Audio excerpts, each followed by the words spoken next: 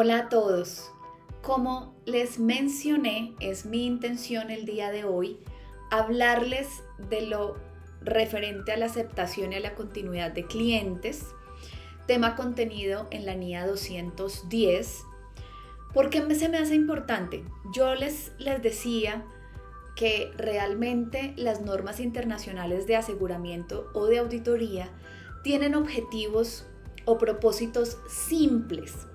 Y realmente sí, tal vez cuando nos aproximamos inicialmente a ella no lo vemos o no lo comprendemos de esta manera, pero de hecho sí son sencillos. Y el tema del día de hoy pretende demostrarles por qué digo que son sencillos.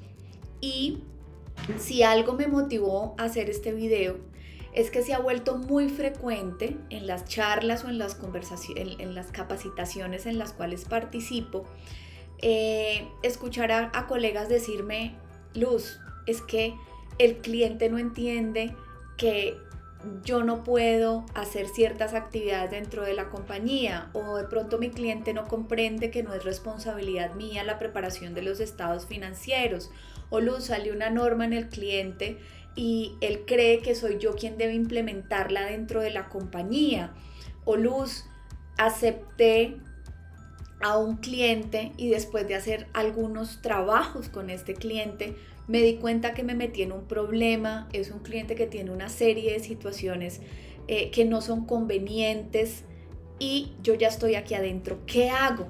Entonces miren que estas condiciones o estas circunstancias de las que les estoy hablando son digamos que normales dentro del ejercicio, ya sea de auditor o de revisor fiscal. Nos encontramos con ellas con frecuencia y hay una norma específicamente que me habla de estos temas y cómo podríamos evitarlos. Ahora, es importante también que consideremos, y esto va un poco más allá de la norma, pero es importante, y también es importante que se volviera como un pensamiento colectivo, como parte de la cultura profesional. Y es que habrán momentos en los que tendré que decir que no, ¿sí? Tendré que dejar ir tal vez a un cliente potencial. ¿Por qué? Porque tal vez no es adecuado trabajar con él, porque posiblemente no es un cliente que me permita hacer el trabajo como corresponde.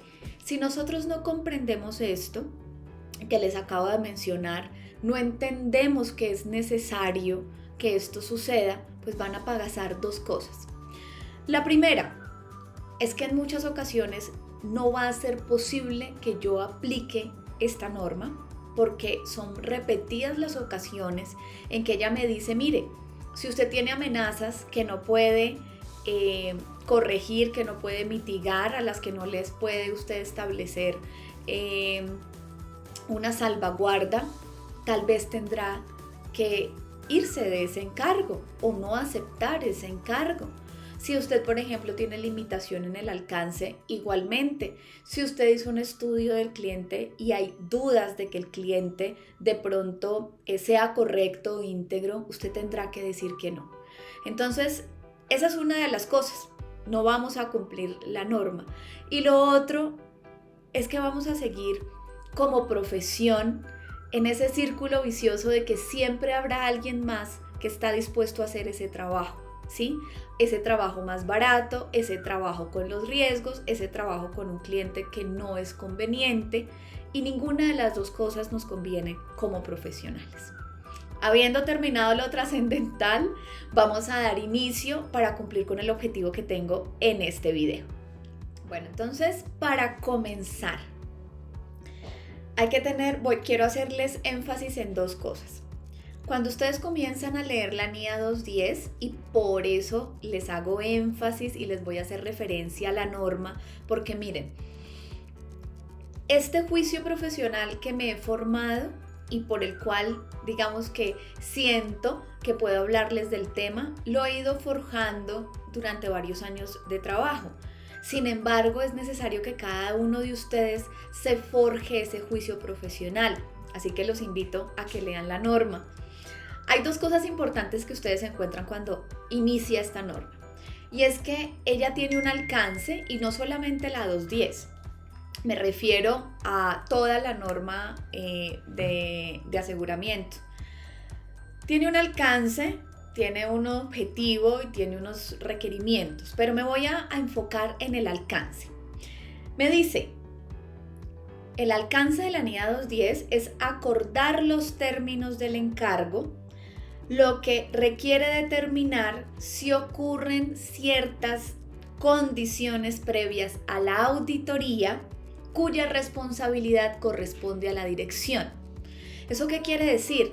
Le está diciendo, mire señor auditor revisor fiscal, antes de usted comenzar un trabajo, antes de usted aceptar o incluso de continuar porque las condiciones pueden cambiar de un periodo a otro, asegúrese que no hayan unas condiciones previas, unas situaciones, circunstancias, unos hechos previos a que usted llegue allí que son responsabilidad de la dirección y que tal vez de no ser subsanadas, pues no sean convenientes para usted dentro del ejercicio del auditor o la revisoría fiscal.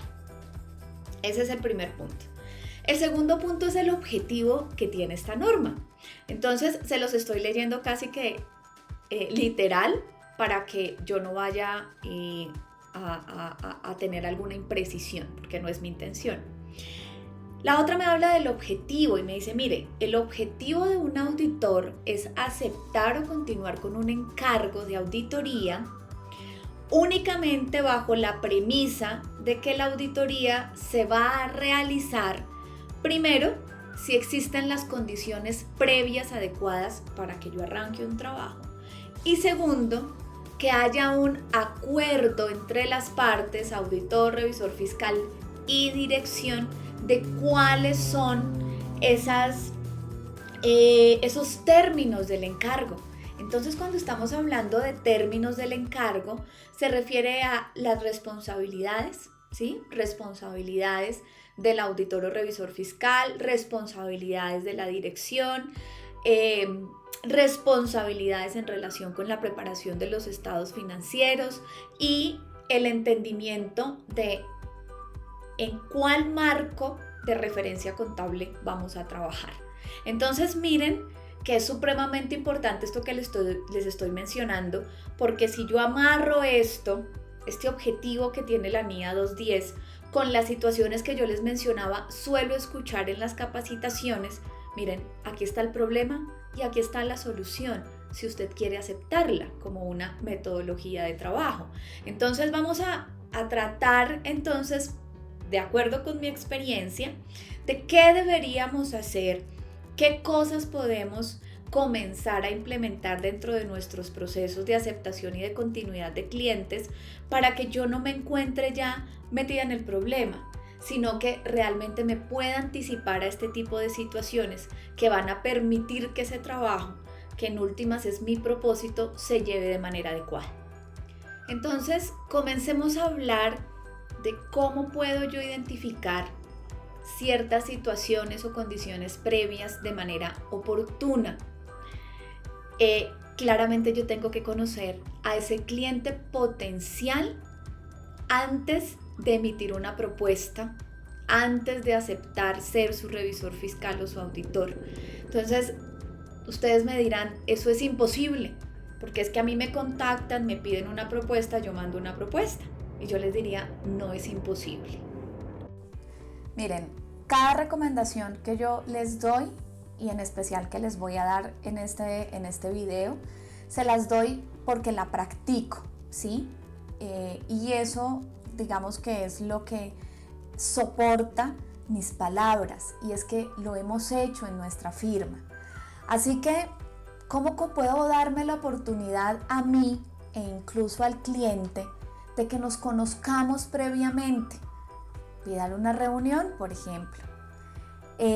Dígale que es necesario que usted a través de las cifras pueda identificar el tamaño de la compañía y en ese sentido determinar los honorarios, o sea que no es lo mismo que yo hago en una microempresa a lo que hago en una empresa grande o mediana. Entonces, el cliente también se beneficia cuando yo lo conozco, porque puedo ser justo también en el cobro de ese honorario. Así que hay que encontrar las maneras adecuadas de vender que esto que en últimas es beneficio para mí, también se traduzca en un beneficio o en un servicio para el cliente. Allí puede pedirle sus últimos estados financieros certificados o dictaminados. Usted podrá entender el tamaño, usted podrá a través de esos estados financieros entender un poco las operaciones, las transacciones y determinar entonces a través de las cifras si usted de pronto tiene la capacidad para atender a ese cliente, y la capacidad encierra varios conceptos. No solamente son los recursos de personal, sino también es el tiempo y las competencias de ese equipo. Podrá también entender si usted requiere expertos, si necesita especialistas, porque tal vez la compañía tiene algo que es específico y que tal vez usted no maneja, o si maneja, al menos ya se enteró y sabe que eso está allí, que usted lo puede controlar, lo puede manejar, porque también eso le pudiese indicar a usted que usted tal vez necesita subcontratar para poder prestar el servicio que requiere, y es un servicio con calidad en pro de poder en algún momento hacer algún tipo de juicio o prueba o procedimiento de auditoría sobre ese rubro, que tal vez requiere cierta especialidad.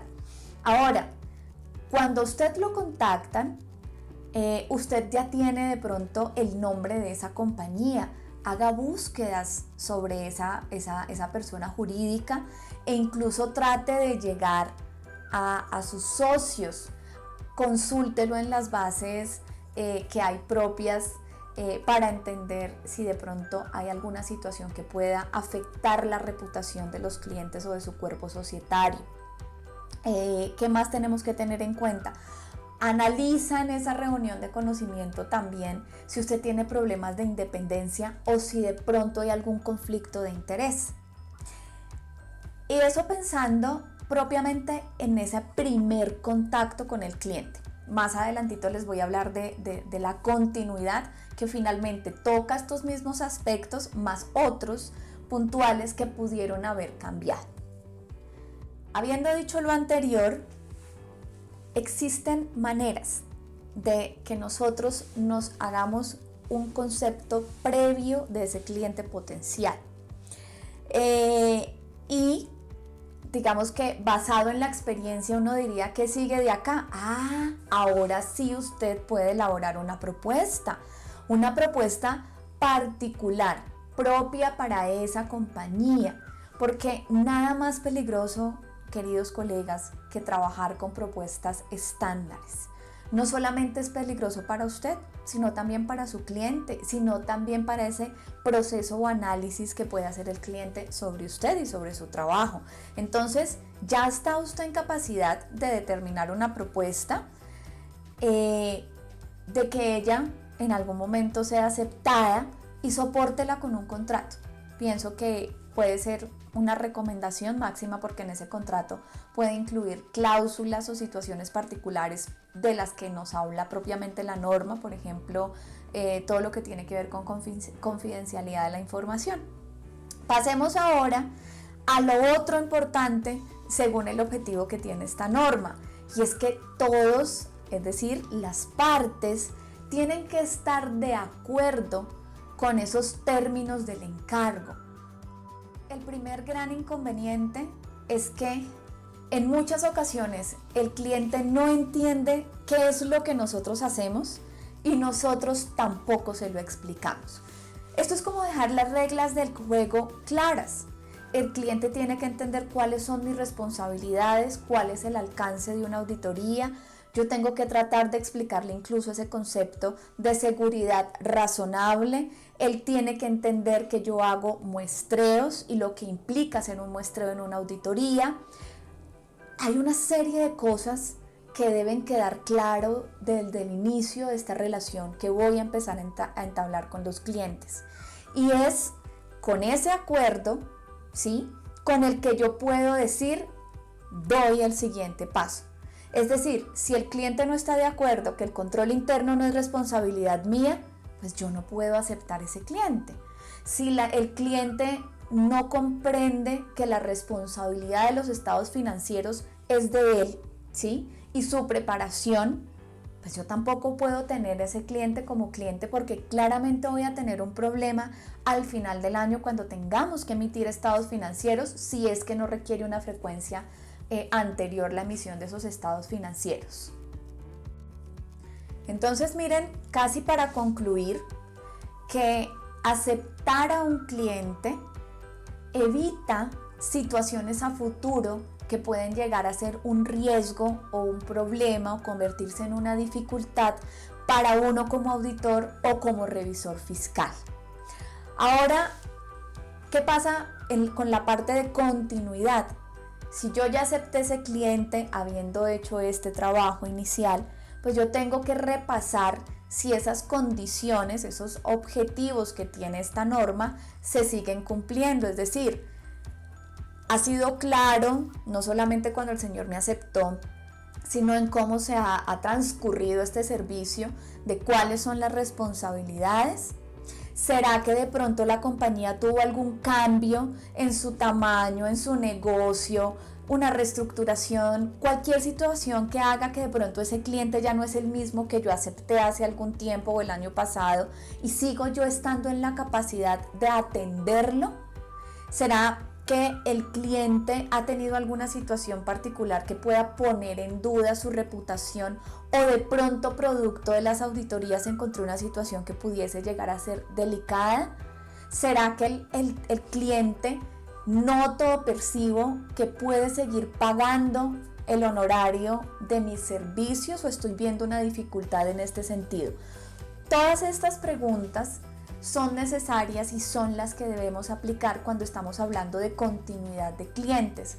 Es decir, que el objetivo es que, ya sea en el momento en que yo establezco una relación comercial o estando ya en ella, siempre debemos garantizar que los dos objetivos que tiene la NIA 210 se cumplan. Y estas, se las recuerdo, tiene que ver con las circunstancias que son responsabilidad de la dirección y que podrían afectar este trabajo que yo realizo, y que los dos estamos de acuerdo siempre en esos términos del encargo. Bueno, hasta aquí el video del día de hoy. Espero haber cumplido con mi objetivo, no solo en la claridad de las ideas, sino también en que sea notorio a través de este discurso que efectivamente estas normas internacionales de aseguramiento, de auditoría, pues pueden convertirse en un aliado para nuestra práctica profesional, que hay un beneficio, porque claramente hay unas situaciones que sí nos generan inconvenientes siendo revisores fiscales o auditores, y aquí hay digamos que hay un material que trata de guiarnos para, digamos que, prevenir esas dificultades que son frecuentes en lo que nosotros hacemos. Así que, como siempre, espero que sea material importante para que ustedes lo tomen como referencia, y nos vemos en una próxima oportunidad.